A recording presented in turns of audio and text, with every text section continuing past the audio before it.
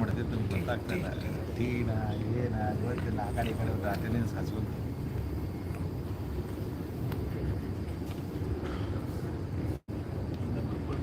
ಏನಿಲ್ಲ ಸ್ವಲ್ಪ ಅಪ್ಲಿಕೇಶನ್ ಮಾಡಿದ್ದೀನಿ. Job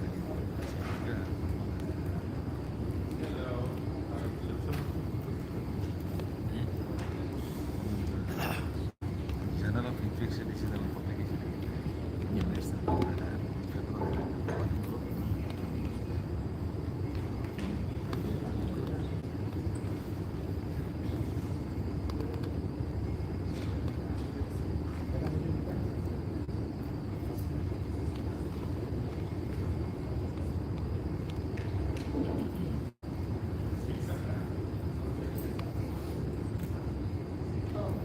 Thank you, panelists. I hand over the proceedings of the session.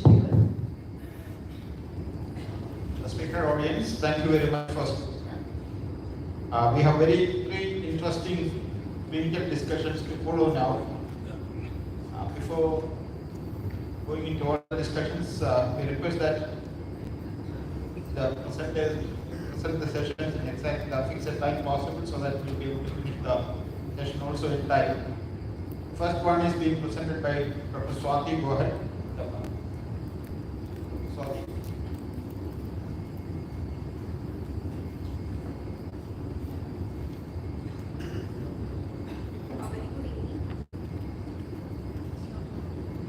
At the outset, I would like to thank the organizers, with special mention of Toshniwal sir and Manoj sir for providing the stage. I will be discussing the case under a title of the Domino effect, multifocal abscesses in an HIV positive. So this case, this patient presented to us exactly a year back, that was in February 2024. So he was a 32-year-old gentleman from Gujarat. At that point of time, he was working at Delhi. He presented with 1 month history of high-grade fever, up to 101 with chills, right-sided upper abdominal pain, mostly confined to the right hypochondriac region. Weight loss of 10 kg in a time duration of 1 month with decreased appetite and dry cough. He did not reveal any history of diarrhea, breathlessness or any urinary symptoms. On examination, he was febrile with a temperature of 100.1 degree Fahrenheit, slightly tachycardic. Rest of the vitals were normal. On oral cavity examination, he was having oral candidiasis, and on systemic examination, positive findings were hepatomegaly and tenderness in the epigastric region. Rest of the systemic examination was normal. Let me take you all to the past history. He was otherwise doing well, except he had a history of CA tongue a year before this presentation, for which he underwent right adequate glossectomy and right modified radical neck dissection followed by radiation cycles. At that point of time, that was in February-March 2023, he was diagnosed for the first time with the HIV infection, and his CD4 count at that point of time was 18%. Unfortunately, he was evaluated and treated and managed for the malignancy, but he could not be linked to the care for the HIV, and he lost to follow. He was started on alternative medication which he was taking on and off. So this was the past history for this patient. For this illness, the fever, weight loss, he was evaluated at Delhi, and for which he was diagnosed to have liver abscess, for which he was started on empirical antibiotics without much improvement. Before we go for the discussion, I would like to provide some routine workup which we already had by the time he came to us. So his hemoglobin was 10.2. He had neutrophilic leukocytosis with total count of 17,600.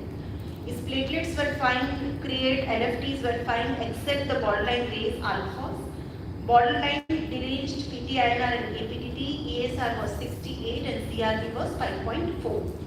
He was negative for hepatitis B and HCV. His syphilis antibody levels were also negative. His CD4 count at this presentation was 12%, absolute CD4 count of 153, and his HIV viral load of 6,500 copies per annum.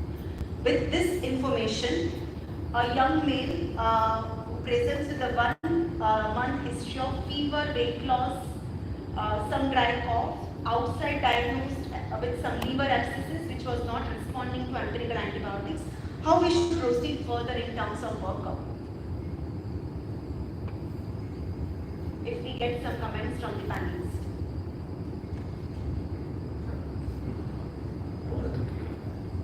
That's difficult. So, you say it's a liver abscess. Was there imaging of the liver done?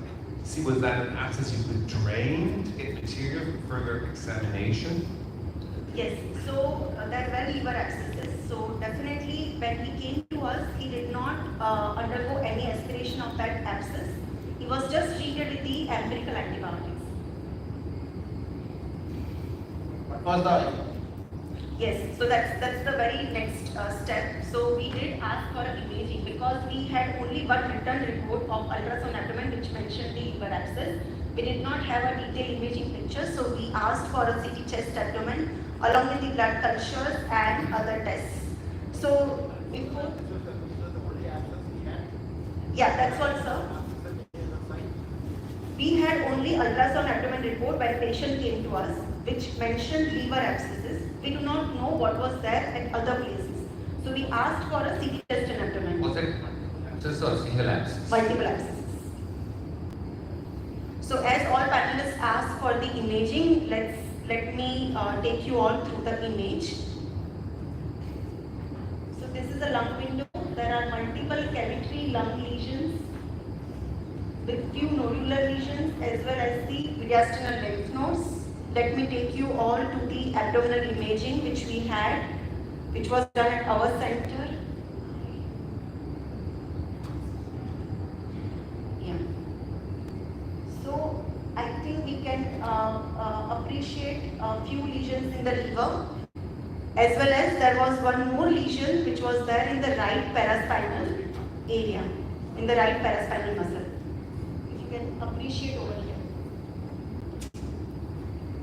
Few more videos, liver lesions, right paraspinal lesions and multiple cavitary lesions in the lungs.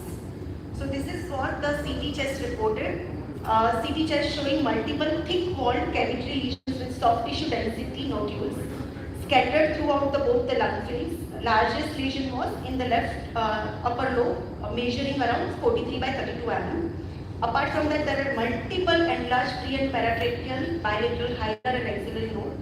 Few of them showing central hypoechoic areas. The largest node was of 21 by 17 mm. This is the abdominal imaging which showed few peripherally enhancing lesions with the central hypoechoic areas in the liver. Largest measuring 33 by 26 mm in segment 5 of the liver and a well-defined heterogenously enhancing lesion in the right paraspinal muscle, the length of which was 32 by 28 by 117 millimeters. So this is what we have now in imaging. we have any lesions of the hips, the muscles of the upper organs? Nothing on examination, nothing on palpation. We do not have PET scan at this point of time, or so clinically no. Apart from HIV, you also having malignancy. Can you speak again, please? So, He has had malignancy of the tongue which has been resected. Can you speak manifestation? it can be one of the differential diagnoses, but it is a HIV host not on the ART, having high grade fever, weight loss. We thought of ruling out infective etiologies or differentials before we can go ahead further for the or stamping it as a secondary malignancy or MAX. Did anyone try to aspirate any one of these lesions? Yeah, so at our center, these are all the differentials we thought of because he had multiple lesions which were going on in the liver, lung and the paraspinal region. So we thought it can be tuberculosis, India being an endemic country, heavily immunocompromised patient. It can be nocariosis, it can be mucormycosis. Although patient was not very sick, again amoebic liver abscesses and pyogenic liver abscesses were there on the card. Melioidosis was the another differential here. Hydrated cyst I have kept as a differential, but imaging findings were not actually favoring the hydrated cyst. Very important differential, what we thought at that point of time was the invasive liver abscess syndrome caused by the hypervirulent Klebsiella pneumonia, which patient can get from the community. So that is one of the differential invasive candidiasis, and of course we have a HIV host here we can have more than one etiology at any point of time. So your comments on any of this, or if you want to rank differentials in your order for this particular post. Rather, all metadosis is a very strong possibility to be proved by an aspirate. So is he an alcoholic?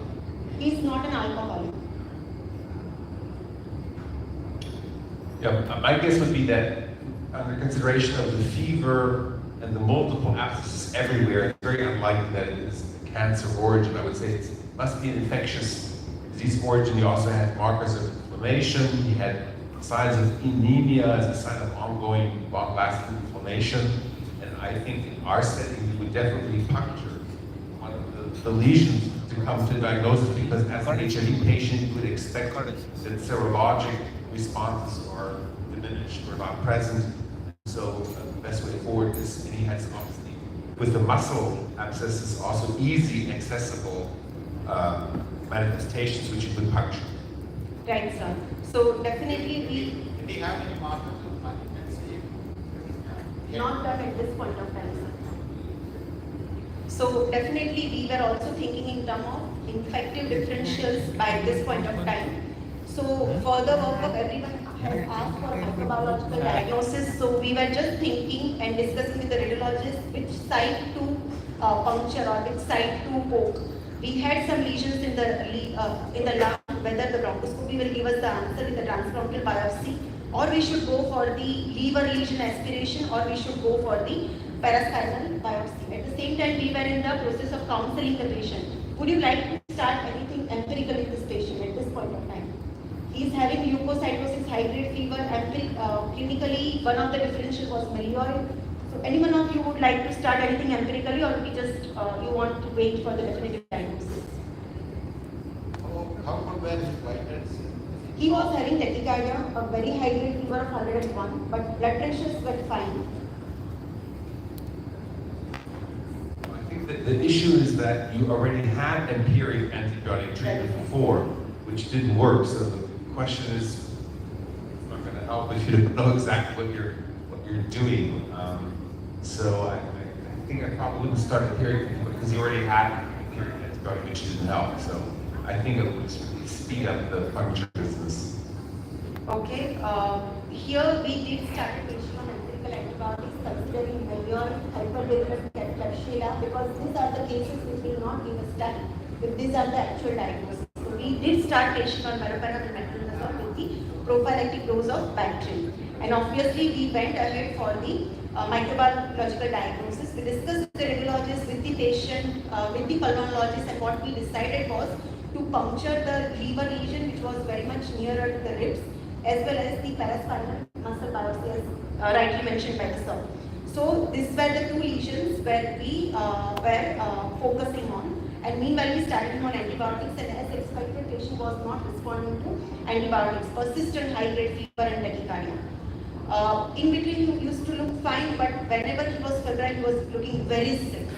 So these are the findings of Gram ZN stain, weak ZN stain, KOH, wet mount preparation, gene expert in the liver as well as the paraspinal muscle lesion biopsy. So most of the infective workup which we could think of, including the wet mount preparation, everything was good. So what should we do now? Now we have hoped, we have microbiological evidence, whatever we could gather. We have bacterial cultures which are negative at 48 hours. Patient is on antibiotics, fighting really high rate.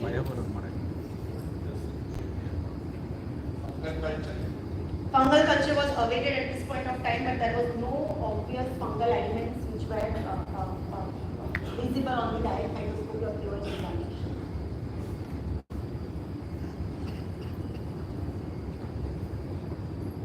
So what do we do now? Persistent high-grade fever and all workup which could have been done is non-contributory. So when we do not get help from the microbiologist, we ask help from the pathologist. And that is what we did. When sir was right from the beginning, histopathology from the right paraspinal muscle biopsy showed a high-grade pleomorphic malignancy, IHC to follow. And the liver pus or the fluid which was aspirated was suggestive of atypical cellular. So probably all these lesions were because of the secondary metastasis from the primary lung cancer. This is the IHC on the right paraspinal biopsy report, which showed that this was a metastatic squamous cell carcinoma, non-keratinizing grade 3, 2 or 3. So this was right from the beginning, but definitely we are not confident in such kind of a post to stent or consider non-infective as a differential diagnosis from the beginning. So that's how I have named this as a domino. That also shows the fact that whenever we go for any aspirational biopsy, we always have pathologists also involved in this special stage to see if it is something which the microbiologist will not be able to pick up in culture. So whether we should. How will you so sure that first time itself it was not a related infection? Somebody has got malignancy operated and comes with malignancy. Right, sir. Why will you inform infection? Because patient was not on ERT, so heavily immunocompromised patient, multiple abscesses, and patient was having high-grade fever. So these were the points which were not, we were not confident in ruling out infectious differentials at the outset. So we wanted to rule out everything before stamping it as malignancy. So whether this is the But probably you are carried away by the glucocytosis and fever. So whether this is the end of the story or there are few questions which probably we should answer. So can we explain the fever by the malignancy alone, or this patient might be having something else happening along with the malignancy? So that was again a doubt.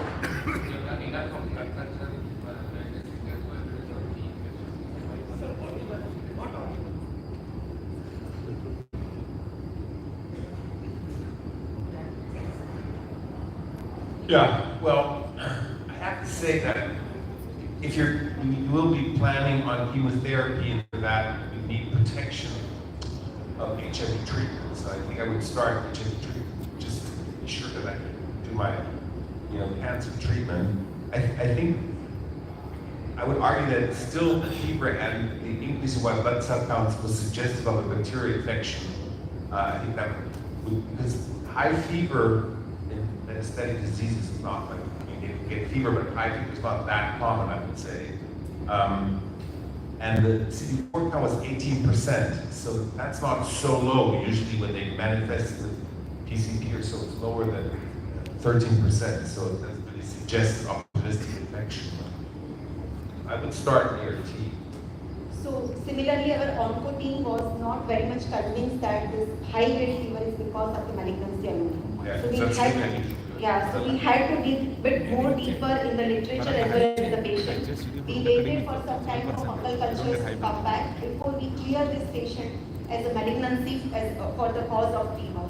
We did some literature search. We found a very good paper by the Royal College of Physicians published in 2015, where they narrated few malignant causes of fever, and what they said was the lymphoma and leukemias are the one which cause such a high grade fever.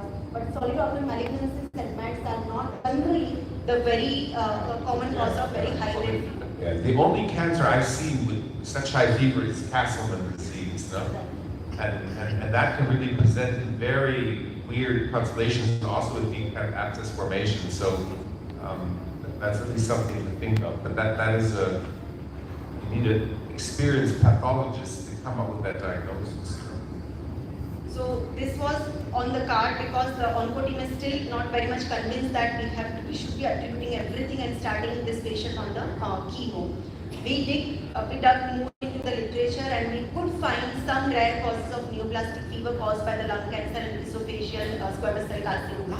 And there was one important test which was mentioned in the previous paper, that is naproxen test.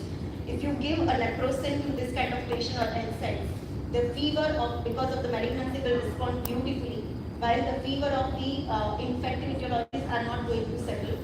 Although we do not have a very strong data, one or few papers supporting the same thing. So we did start a patient on the anti-inflammatory medication. We stopped all the antibiotics. We started ART and we cleared patient for the palliative chemotherapy. But unfortunately, patient's fever settled. He became afebrile, but he succumbed to the disease in 2 months. So we lost this patient, and whenever we lost the patient in the clinical practice, we always look for the missed opportunity. Like what could have been done in this patient to prevent such a bad prognosis? So probably one is immediate linkage to care, which was missed in this patient. So do we have a literature supporting that even for the non-AIDS related cancers, immediate linkage to care, early starting treatment, good CD4 count and HIV viral load will help in improving the prognosis of the cancer per se, and whether there should be any difference in the post-treatment surveillance after head and neck cancer for HIV compared to the non-HIV population. We discussed this case in detail in our onboard team, who generally says that they do not go for the imaging for all the patients of head and neck who have received curative treatment in the form of surgery followed by the radiotherapy. They generally go for the symptom-based treatment. And there are chances that in HIV the cases will present more aggressively, earlier stages with a higher tumor grade. So probably I could not find any guideline which mentions specifically that imaging-based surveillance might help better in the HIV population than the non-HIV population. A very quick survey, literature review. Did you do a viral load in this case? It was 6,200. 600. I thought It 600. was 6,200. Very low. The CD4 count? 150. 18. So this is a database from the US which says that HIV patients will generally diagnosed at the advanced stage of cancers and experience elevated mortality, roughly data of 14,000 patients. If I look into the Indian data, they are saying that although the highest risk of cancers are with the non-Hodgkin's lymphoma and HIV, but the head and neck cancers are rising because of the increased baseline tobacco and bitter nut chewing which is there in our country. So if I look into the European data registry, they are saying that even if HIV patients are presenting with the advanced stage of malignancy, they have an improved prognosis if they are on ART, their viral loads are undetectable and CD4 count is high.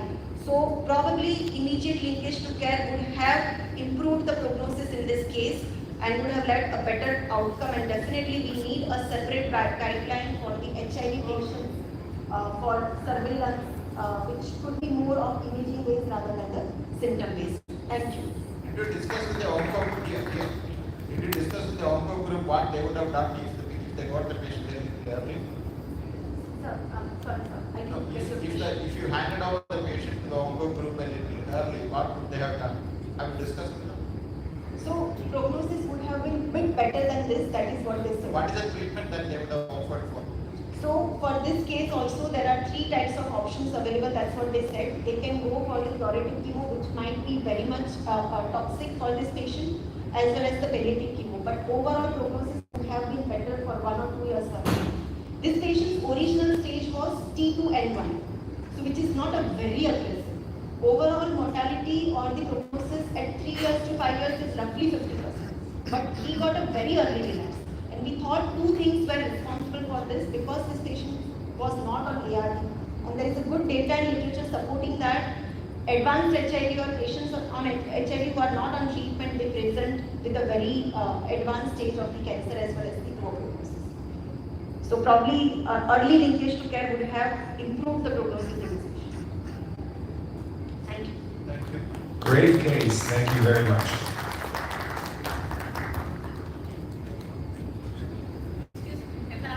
Yeah, please. Yeah. Sorry, please answer. You told multiple lymph nodes are there. Why didn't you do lymph node biopsy, excision lymph node biopsy? And peripheral smear, blood peripheral smear. For any already patient had 70,000 requests. Peripheral smear also in this case is there. So peripheral smear was normal for this patient. We sent for the expert peripheral smear review also, which was normal. Most of the lymph nodes which were there were either in the mediastinum or pericortal or retroperitoneal lesion. So we thought the accessing the lung lesion or the liver lesions were easier technically than going for the lymph node biopsy. But you said the axilla also, lymph nodes are present in the axilla also. Right. NAC.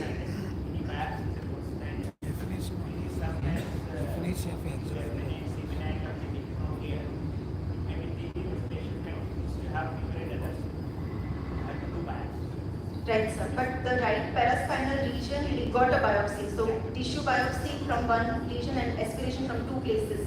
We thought that's enough for that. Yes, thank you. Thank you very much. I think some pathologists do actually help us. Yes, Dr. Dilip, last comment. I have one question. Did you think strongly about disseminated Kaposi sarcoma or Castleman's? Did you did HHV8 PCR? We did not do. IHC would have supported by some markers saying this is associated with the Kaposi or HHV8, but we could not get any evidence for the same. This case was discussed in detail with the histopathologist. He also found there is no need for that exercise, so that was not done.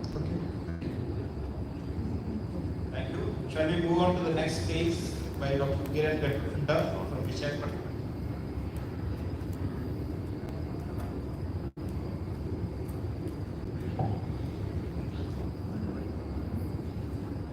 Good evening, everyone. At the outset, I would have to thank ASICON for providing the opportunity to present my little case in front of esteemed panelists. So I will proceed with the case directly. So I will give a brief background of the case, followed by the symptomatology of the patient who was presented to me last April. So this was a middle-aged man who was an auto driver and he was a part-time farmer too. He had no significant other risk factor apart from occasional alcohol intake. He was from southern Andhra Pradesh, Kadapa district. So he was diagnosed with HIV positivity back in 2019. He presented to me last year, but back in 2019 he was diagnosed HIV positive, but he never used ART and he did not get any illness which prompted him to visit the hospital. He gave a history of premarital sexual contact, but the partner's HIV status was not known, no other comorbidities. Family history: married for the past 4 years. His wife was tested HIV positive 2 months before he came to me, and she was on ART but not him. His son was 3 years old, healthy, HIV testing was not done. So this was his presentation. He has come with a cough of about 3 months, 2 months of intermittent fevers, good amount of weight loss of about 15 kg, and some short duration breathlessness. There was some loss of appetite and severe malaise. There was no contact history of tuberculosis, and there were no other system symptoms.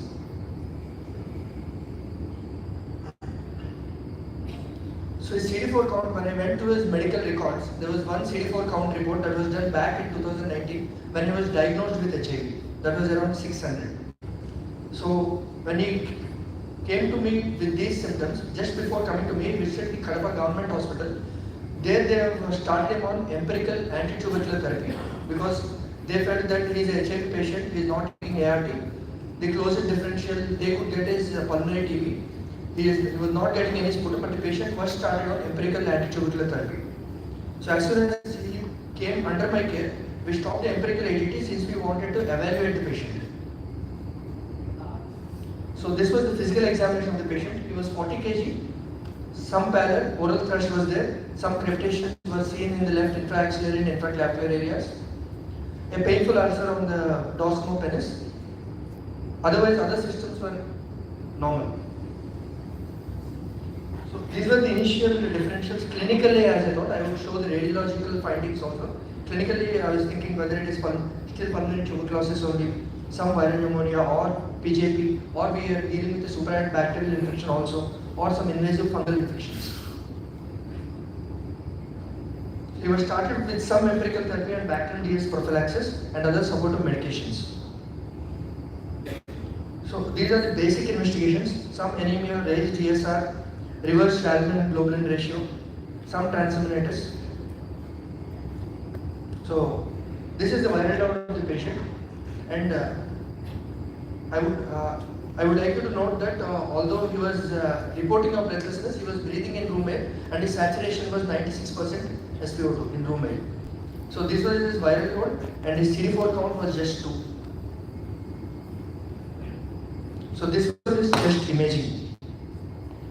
So at this outset, we have a CDC WHO stage 4 probably 4 HIV patients with some pneumonia with these chest imaging findings.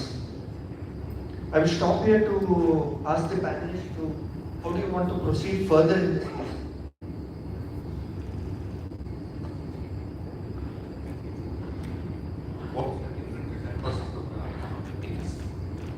Sorry? You said the patient had some of these. Yeah. What is your difference? Since he said it was a painful ulcer, I thought it is probably herpes. It was a single ulcer as far as it was a single. Usually multiple ulcers. It was a single ulcer as far as I know. So apart from herpes, it can be chancroid. It was painful, so or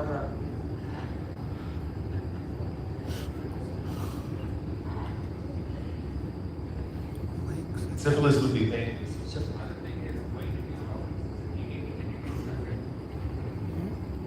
we wanted to evaluate the patient.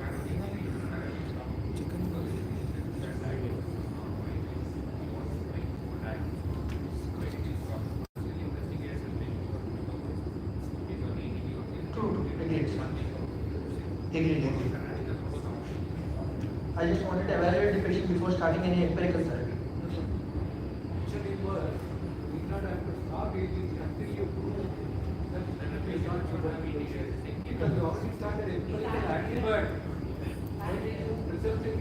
If the patient has already been started on ADT and you want to prove that he has got tuberculosis or some other infection, there is no point in stopping the ADT and waiting for the person to develop resistant tuberculosis. You have a responsibility to the community, no? Once you have started, you continue with the treatment and you can do investigation, and if you feel there is something that does not fit in with it, you find something different, then you can stop. And the second point is the whoever started the ATT is going against the national guidelines.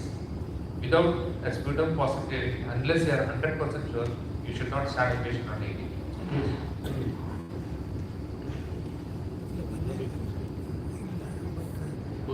He produced some sputum when he came to the hospital. So this is what we found in the sputum smear. I think now the diagnosis is pretty sort of clear with the sputum smear examination. I didn't have to go for further bronchoscopy or something. And Maldi has helped in the diagnosis of the exact species of the organism. This is what we have found in the sputum of the patient. So we placed that on the blood agar, routine blood agar. We had some white chalky corners correlating with the etiological diagnosis. The patient was placed based on we got sensitivity from the white egg, and he was placed on triple drug therapy, 1 IV therapy with 2 oral drugs. So we had to do a brain imaging because usually nocardia is known to disseminate sometimes. So at this point we wanted to investigate what was in the brain, but the patient was financially very much drained. So we thought probably it is nocardia only. So usually nocardia can disseminate to the brain. I continued with nocardia therapy. So 5 days into therapy, patient developed headache and seizures. But by the time fever has subsided and there were no signs of meningeal irritation, he had seizures and he had headache.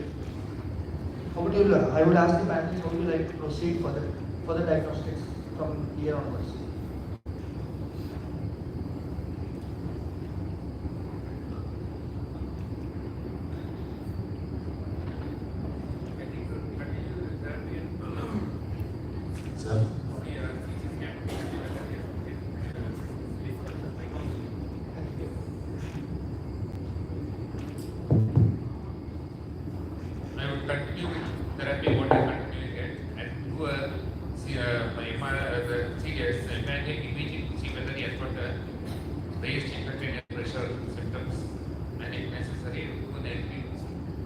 You rule out intracranial pressure, then there is, you can do an LP.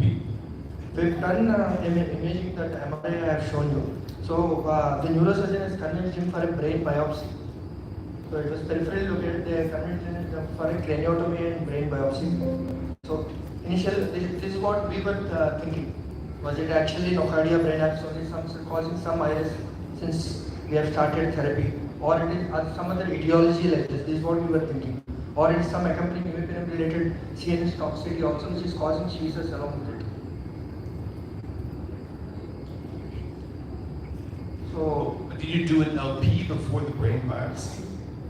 no, we did not proceed for an LP. Because, I mean, you do CSF examination before, because if it would be tuberculosis, you would have a typical CSF finding. If it is nocardia, you can expect to find nocardia in the CSF.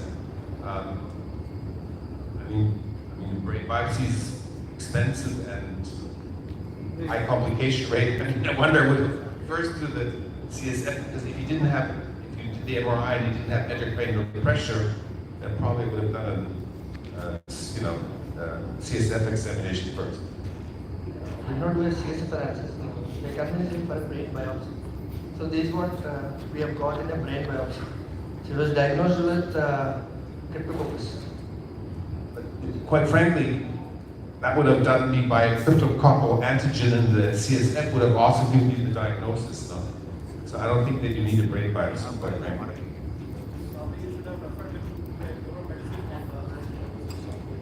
No.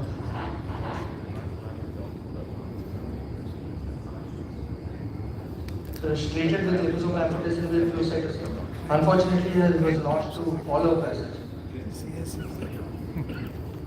So that's how we again learned that in advanced HIV disease, we can't assume that one disease, even if it can disseminate, it may not be the same thing.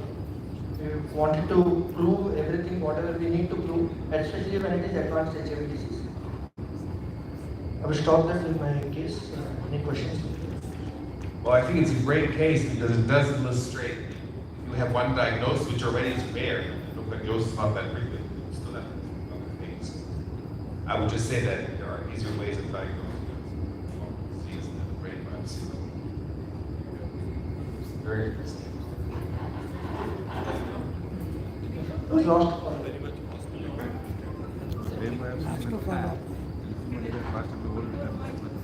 It's a procedure.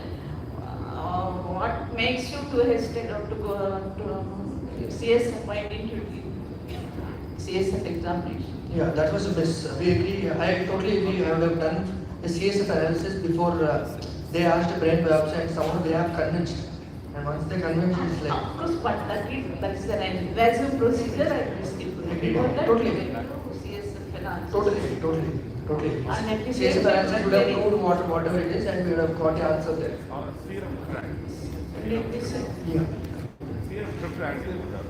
Yeah. Third level interest. Yeah. I think this is the case you have to follow the AHP guidelines, right?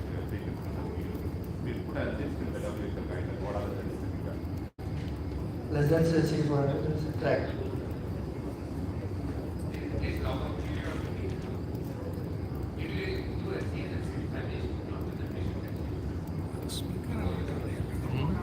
He did not have a focal neurological deficiency.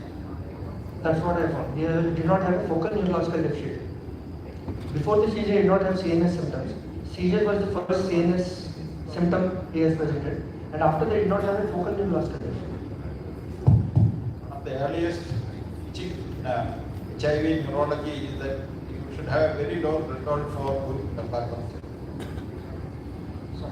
You should have a very low threshold for doing the lumbar puncture in any issue associated with HIV infection and CNS involvement.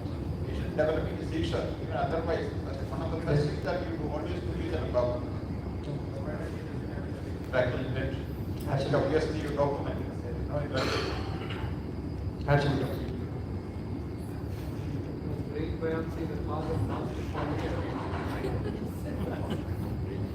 Last.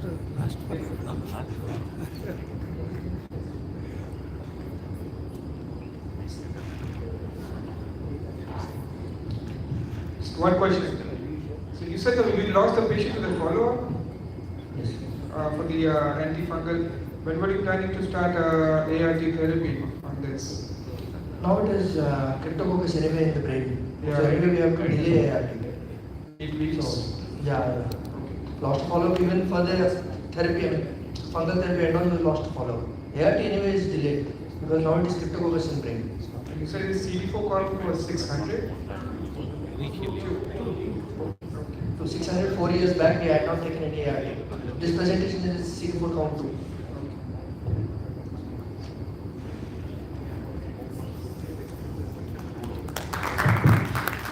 Thank you, Dr. Veeran. I think we'll go to the next case, the last of the cases today. Dr. Chintan. Ahmedabad.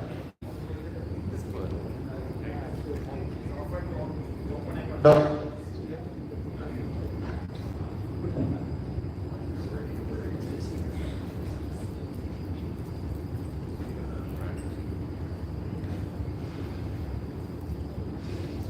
At the onset, I would like to thank again all the organizers for giving me this opportunity. So this is the last case. So let's begin.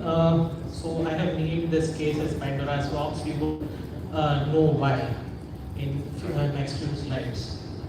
So this is a case which I had seen around 5 years back during my training at CMC. So a 40-year-old gentleman, he's a farmer by profession, came from Bangladesh. His complaints were intermittent low-grade fever, malaise, cough with scanty expectorations, everything since 4 months. The cough had increased since last 1 month. Little bit of loose stools 3 to 4 times a day since 1 week. Loss of appetite, weight loss approximately 20 kilograms in 4 months. He was evaluated initially in Bangladesh and was empirically started on ATT, which he had stopped after taking it for 2 months. So before coming to us, he was off ATT for 2 months. Then he presented to our institute and went to internal medicine, and he was found to be infected with HIV infection. And then he was referred to infectious disease department. So when he presented to us on examination, he was emaciated. The weight was around 45 kg. Little bit of tachycardia, borderline blood pressure, tachypnea. He had pallor. Other than that, rest of the general and systemic examination, including musculoskeletal and genital examination, was normal. When he came to us, we had this baseline investigations. You can see he had moderate anemia with peripheral blood leukopenia. HIV was positive, little bit of high ESR-CRP and low sodium. And when he came to us, he already had this X-ray showing bilateral interstitial shadows. So I would like to ask the panelists what else you want to do, how do you progress further in this case at this juncture? The information which you will need now.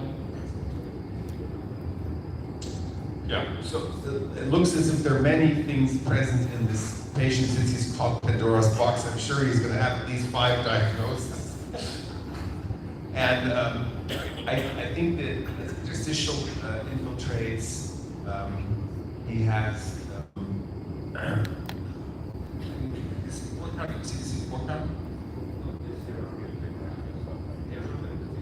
you did do the CD4 count? Yeah. Yes. So CD4. So we do the CD4 count in the virologist to see at what point of HIV is, but interstitial, I would like to see the LDL to see whether that's elevated, suggestive of pneumocystis.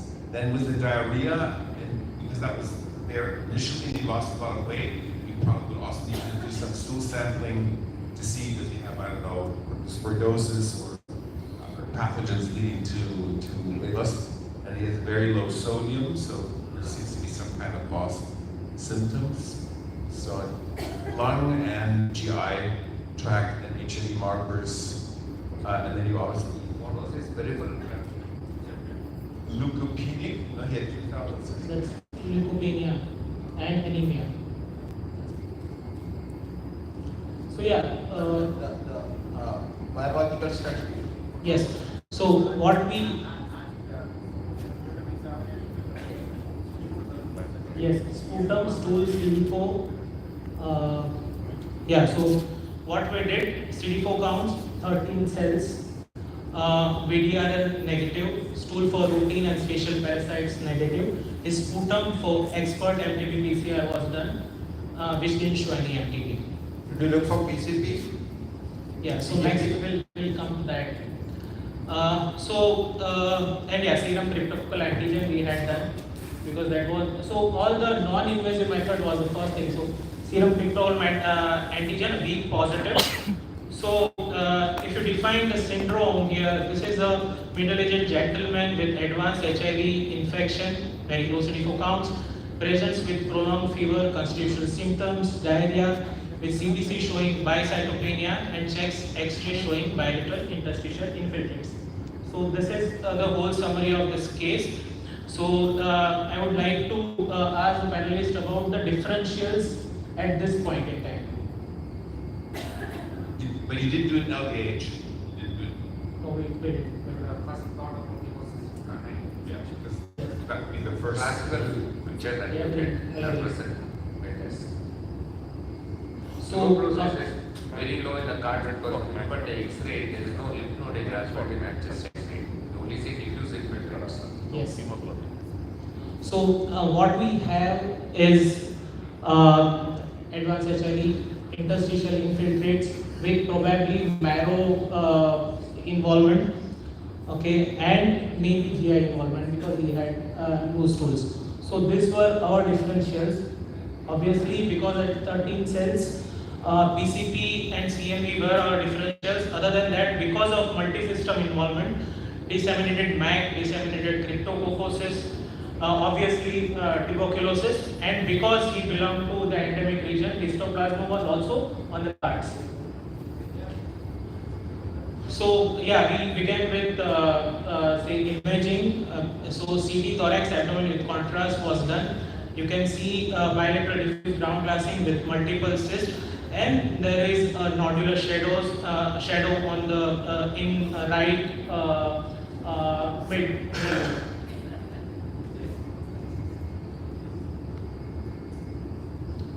So we proceeded with bronchoscopy and BAR because sputum initially didn't produce, so sputum didn't show any organism. So yeah, this is what we did. BAR TB expert was negative. Cultures were awaited. TBLP, PCP, PCR, BAR and TBLP, PCP, PCR was obviously positive. CMV was negative. And BAL cytology showed cryptococcus species. TBLB histopathology also showed PCP and cryptococci. And surprise. So this is like on gram stain of the BAL, we also saw something like nocardia. Obviously, advanced HIV is not a typical risk factor for nocardia, but in this case, because he had nodular shadows, this was not an initial, initial differential, but we got it in gram stain. And later on, even culture also grew nocardia. So, what would you like to do next now? So obviously maybe treatment, but before that, would you like to do some further investigations, evaluations in this case? From the stool? Stool was negative for, so stool culture was negative and stool for routine and spatial parasites were negative. Seeing this, I thought that was the stool also. Yeah, fortunately it was not the case. CSF study. He had, so the indication was for CSF was serum cryptococcal antigen was positive, which was directly positive.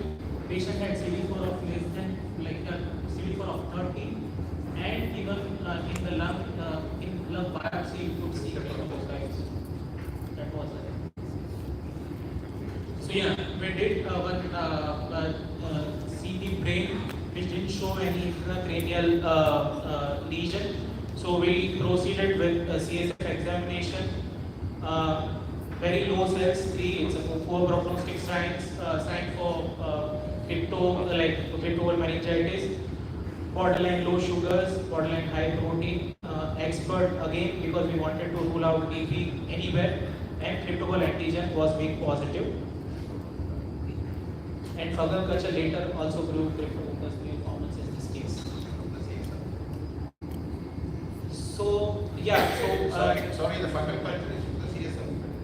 Yeah, CSF fungal culture. But I mean, if you have a patient where you have a pneumonia, you did a BAL, you have a biopsy which suggests cryptococcal manifestation in the lung.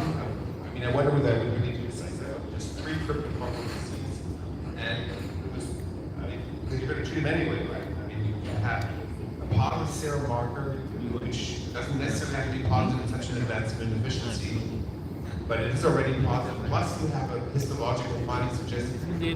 So before treatment, we were not waiting for this fungal culture to be positive, but as a part of the investigations, it was already sent.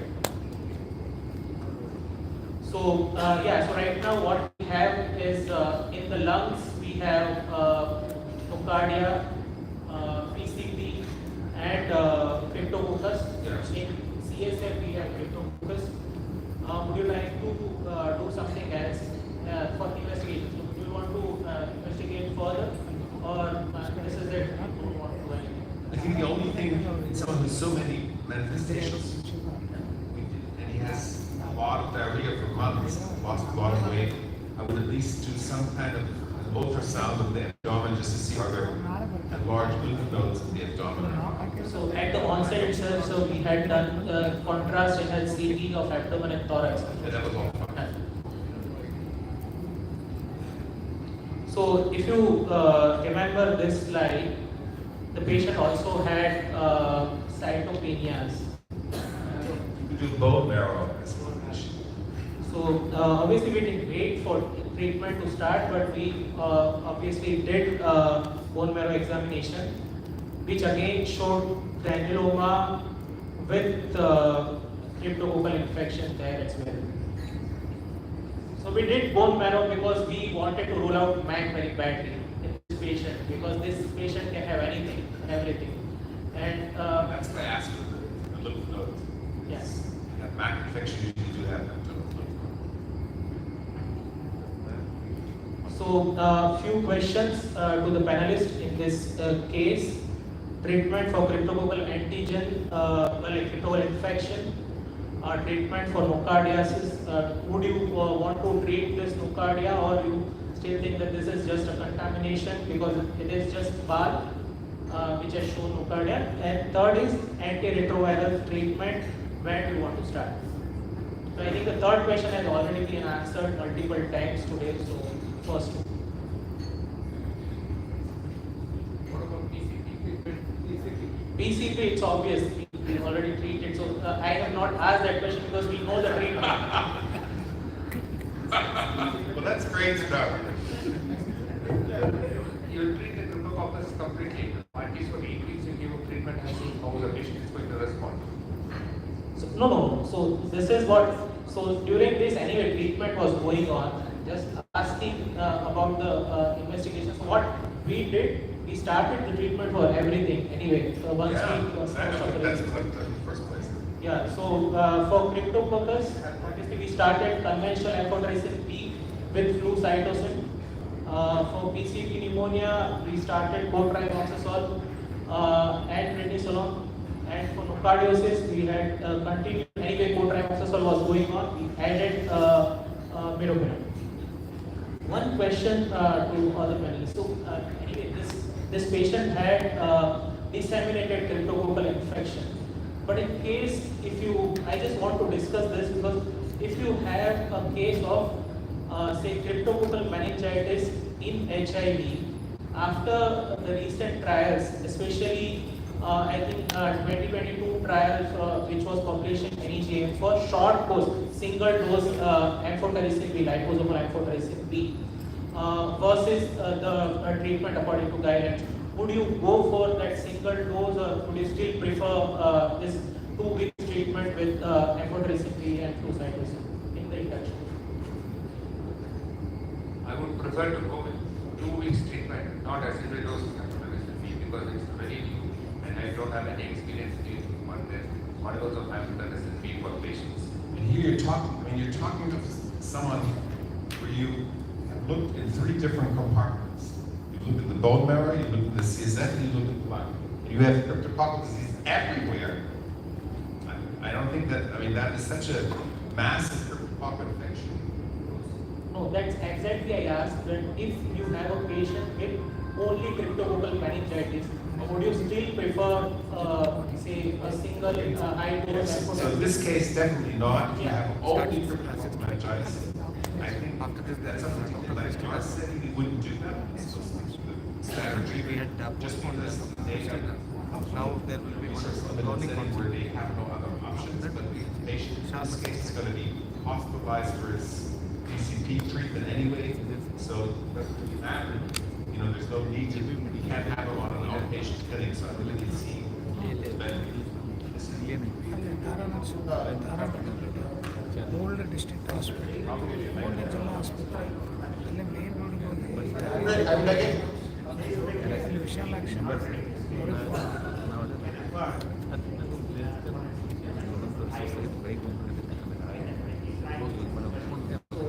my only concern has always been with this patient with cryptococcal meningitis. Patient died not because of infection, because of high intracranial pressure. So in these cases, generally we do repeat lumbar punctures. So if the patient is going for care, that's what. So would you be comfortable in sending this patient home after giving a single dose treatment? That's what my question is.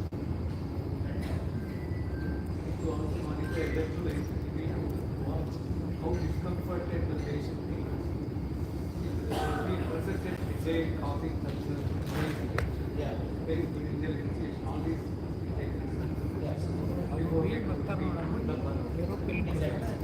So if patient goes home, I won't be able to do that. Dr. Moti, please use mic. No HIV physician in India would send the patient back home on the same day. I think that's a consensus.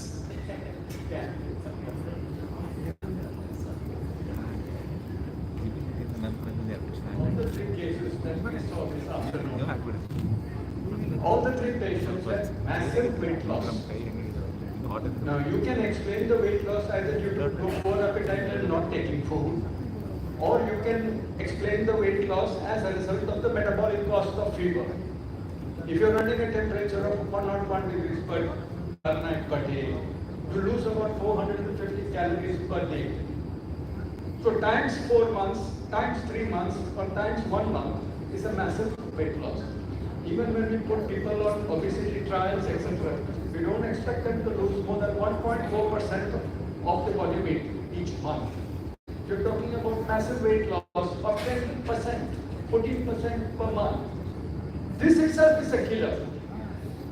So please pay attention to nutritional refeeding program for all these patients. Otherwise, you will have loss to follow-up or inability to take these medications. And we also need to explain what happened to the diarrhea of this patient. There's sufficient reason to evaluate the stools. Are you saying it is disseminated cryptococcosis or is it another lesion? Because otherwise you can't explain this weight loss of this one. Okay, that's one. The second thing is in terms of treatment. Always try to calculate what is the lifespan of this person, and then weigh yourself in seeing, is HIV going to kill him, or is the cryptococcus going to kill him? In the previous case, the way you die is when you go. So take care of the cryptococcus here. Here your cryptococcus is everywhere, disseminated. And then, so I would go for good prompt treatment of the cryptococcus.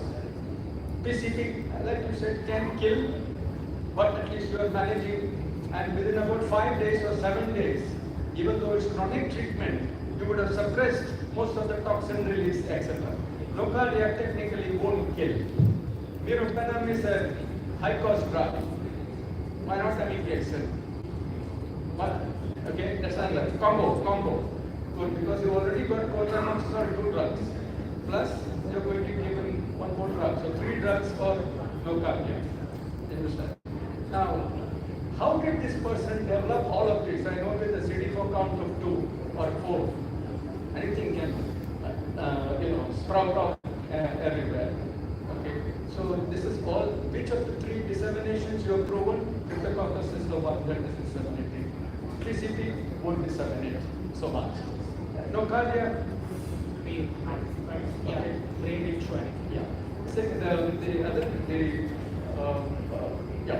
I can't think of metastasis. In the first case that you saw, they approached 97% of all fevers that you see in HIV is in microorganisms. 97%. 1% is antigen related to malignancy. 1% is due to an autoimmune phenomenon, or a third one is due to a toxin or a drug. Otherwise, 97% is due to a microorganism, be it fungal virus. So you can't think malignancy. But in that first case, how did you get 3-level lesions? Brain, lung, paraspinal, and liver. Either it is spreading from the liver has got dual blood supply, and you are having a pyremic abscess going to different regions. Or it is a contiguous spread from the lung, paraspinal, and to the liver. Abscesses spread like that.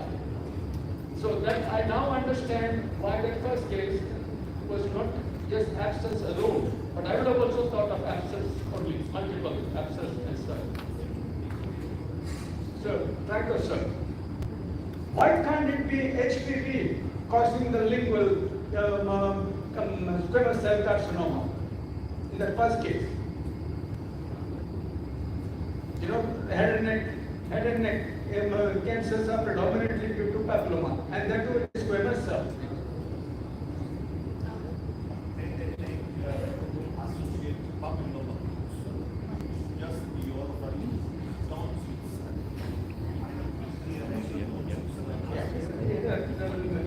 They had a glossectomy of the tongue. You know, that is the other thing, because malignancy is also. But all these cases are very instructive, but not interesting, because we lost the patient or we will lose the patient. So for them the decision is easy. For that first patient, I don't know what would have taken his life. The disseminated malignancy or the advanced HIV.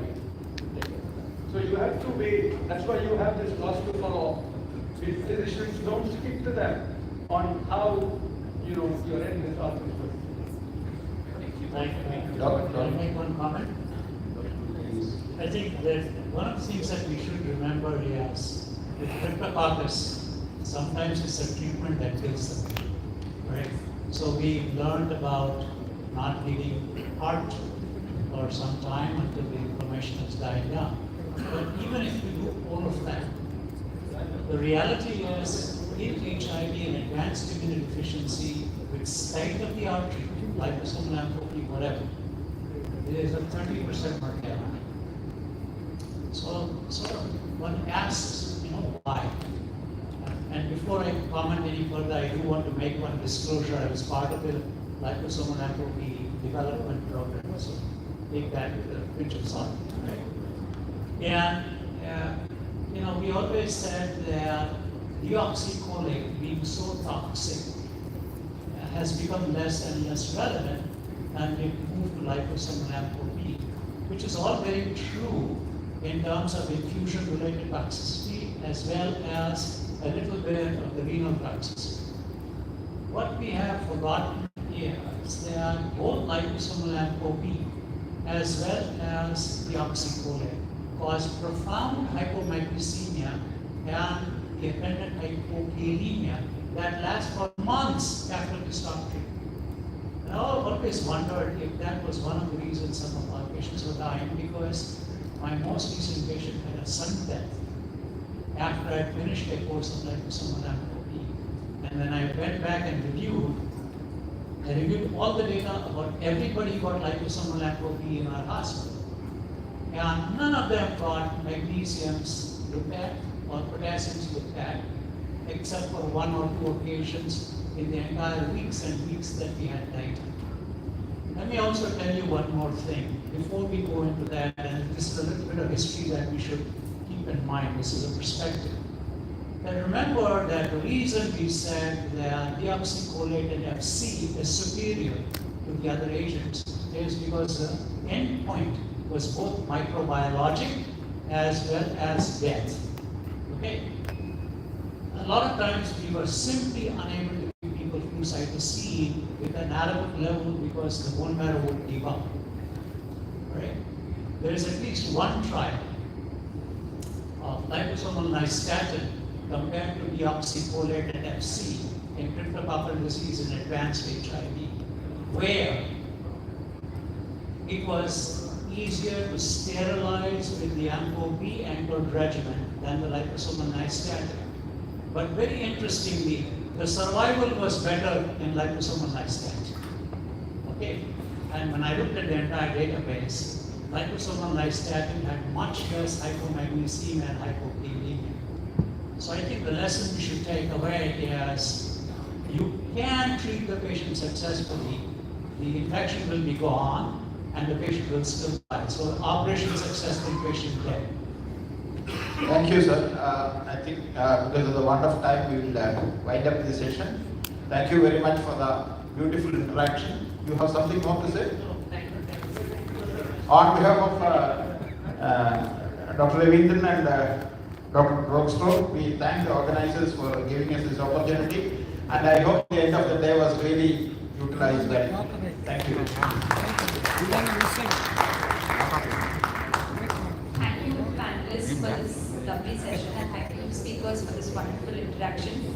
I would request our panelists to kindly hand over a token of appreciation to the speakers of this session. Dr. Swati Gohil.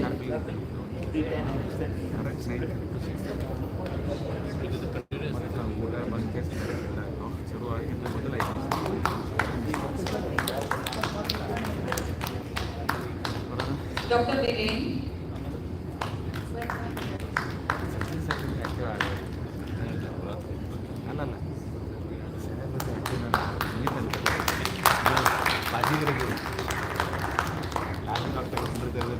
And Dr. Chitran Kaspan.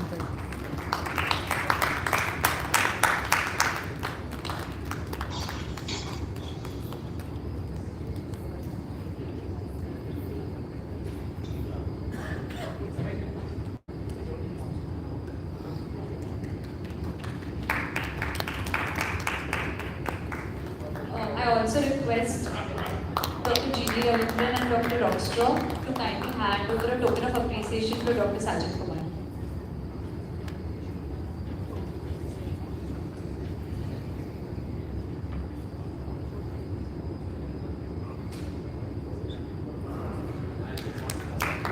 Thank you very much.